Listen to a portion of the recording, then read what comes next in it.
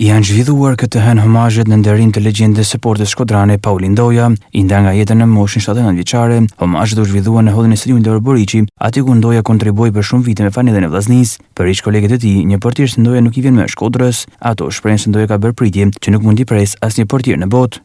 Një portier që nuk i ka ardhur Shkodrës dhe t'i vinë. Unë kam bërë një listë shumë prej portierave që unë Dot Tahirin nuk e kam njohur, se kam qenë shumë i vogël, por mos Dot Tahirit kanë ardhur me minutat e ba me përmend herë një 24. Sikën nuk ka hinkush në portë. Ka qenë një portier që ka pas synin, ka pas trimnin, ka pas egun, ka pas shoqëninë i dashur i këndshëm. Kena kalu shumë mirë me të majnë mend në Korçë.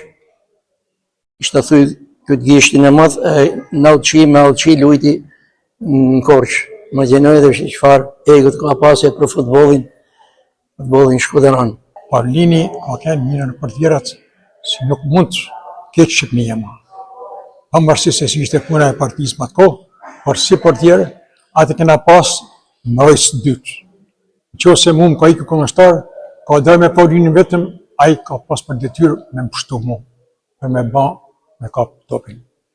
Kam qenë një rast me të, që nuk e kuj harroj kur, në Elbasan Dushka, në Elbasanit, unë 5 metrë në diferencë, unë hedhe me kryes se kapi topin, a i një rrëvëshrat e si për të tanë forcen, pa vini një gjaks edhe rrën tokë.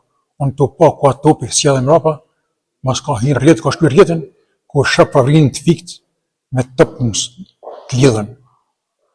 U qu, si ka mundësi, thënë. Që ma lvogli, thëtë, je më mjeni, se ti je ma që e zesmit për topin, edhe një ashtu ka kenë. Katë të muskujtjerët, me mujtë mi bajt busë në stadium, ata meritojnë. Ne të kemi kalu shumë vite në stërvite, në neshe, të cilët për mund të tjetë i parru. Paulini ishte një në ata portierët që të bote për vedi, ndash me guximin, ndash me karakterin, ndash me lojën e ti me pritit e bukar, me akopatit e tia, jo më këtë ashtuta dhe si maqa zesë. Kam folë me bashkë lujësit e ti, thojnë që portierë si Paulin Ndoja, porta shqiptare nuk njeh. Pra është i pari trajner në historinë e futbollit shqiptar që është trajneri portierave në Shqipëri, me Hafizin. Ai ishte një njeri fluturos, apo një portier fluturos që i thonin ne, ku ishim të ri. Kështu që ai e kompensoi atë shtatin që se kishte, po them, në atë dartsinë e një portierit klasik, e kompensoi me inteligjencën, me zgjuarsinë, edhe me dhuntin që kishte dhënë Zoti për të bërë portier. Me Paulinin kena shumë kujtime, kena shumë gëzime, kena shumë hidhërime, kena gëzu bosh, kena festu bosh, kena hedhru bosh.